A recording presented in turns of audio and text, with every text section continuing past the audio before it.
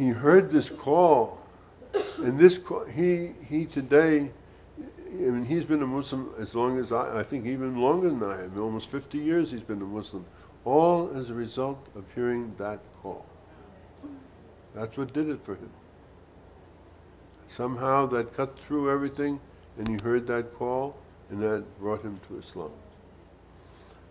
So a place where the adhan is called out at each prayer, so that if Muslims across the world, instead of trying to form these huge OIC, Office of Islamic Cooperation, and so on and so forth like that, concentrated on this size of organization, this size of grouping, this size where people know you, like I know you, I've met you before, I've seen you before, I'm familiar with you. People are familiar with one another, familiar with their problems. This is what makes a really living community. This is the other side of the why. But we see that this doesn't happen hardly anywhere. So when you ask this question of why, that's one of the reasons why, and that is a material answer, while there are far deeper spiritual answers to the question of why. All of these things have to be considered. Both the physical things and the spiritual things have to be considered. Now, Allah says, and I've repeated this for you about that, when He says, لَقَدْ خَلَقَ الْإِنسَانَ فِي أَحْسَنِ تَقْوِيمٍ, I created the human being in the best of forms. I keep returning to that. And some people think, well, he's being very repetitive, but it's very important to understand that, because Allah is swearing an oath upon Himself that all of us human beings are created in the best of forms.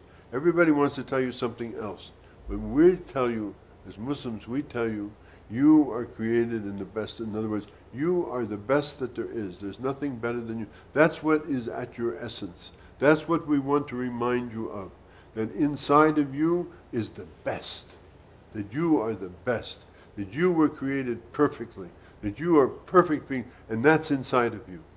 Inside of me, inside of her, inside of him, inside of her, inside of her, inside of her, inside of everybody here. In the essence of us is that perfection. And not only that, all of us have seen Allah. All of us have seen Allah, yes. Because Allah says, in the beginning, when I created Adam, Siddhi mentioned that, I gathered all of the souls together. And I said, Alastu bi Rabbikum? Allah says, am I not your Lord? And everybody said, Bella. That means, of course. Shahidna, we see it. So He says, okay, you saw that? You've seen me? Now I tell you what I'm going to do. I'm going to put you in this world here. I'm going to put you in this world here. And I want you to remember that. Don't ever forget that, what you saw. So will you remember that, or you won't remember that? All of you saw, all of us saw Allah subhanahu wa ta'ala, and all of us are perfect. That's who we are in truth. No matter how we look, no matter if I'm limping along on my stick now. I used to run like a 6-year-old kid at one point, but life is life, right? Like that. So then Allah says, ثُمَّ رَادَدْنَاهُ أَسْفَلَ سَافِلِينَ, I reduced him to the lowest of the low. And this is exactly the why of Tasawwuf and the necessity for Sufism and everything else, because it is how am I going to reach back to that original state of being? How will I do that? How can I do that? How can I reach back to that perfection?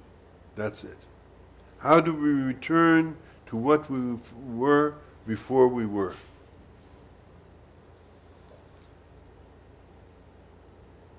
So he talking about, if you want to ask all of the things that make it short for you, the basis of that is what's called taqwa or ihsan. Taqwa, they translate as fear of Allah. It doesn't mean fear of Allah. That's khawf of Allah. Taqwa is consciousness of Allah. Like when you have seen and when you know, even if you've seen for a second that Allah exists, then you know that Allah exists, how can you do your neighbor in? How can you do anybody in? How can you do these things? You can't do those things anymore. Once you have this ihsan, once you begin to worship Allah as though you saw Him, knowing that if He sees you, if you don't see Him, you can no longer do those things. You are on the path to change, to real change of yourself as a human being. Real change. That is not to say that there are not many thorns and many obstacles and so forth in the way of that, but that means that at least you know you have gone out of the state of simply being a cultural Muslim or something like that Muslim, or a Muslim with Bismillah written on top of him, or a fanatic or something like that. You've actually taken the path to becoming a real surrendered human being. And here again, we talk always about the necessity of the sheikh or the pir or the murshid, which is really the question of who. And that is the imam of the people of sincerity. That is the secret of sainthood. He is the unveiler of the secrets, the keeper of the life, the rain of the ocean of knowledge. He is the orchid that is planted in the earth of divine love. These are some of the names that are of. He is the sun for all of the universes. He is the bird with two wings of external knowledge and internal knowledge. The miracle of the miracles of Allah, walking on the earth and soaring in the heavens, and all of those things like that, that it becomes incumbent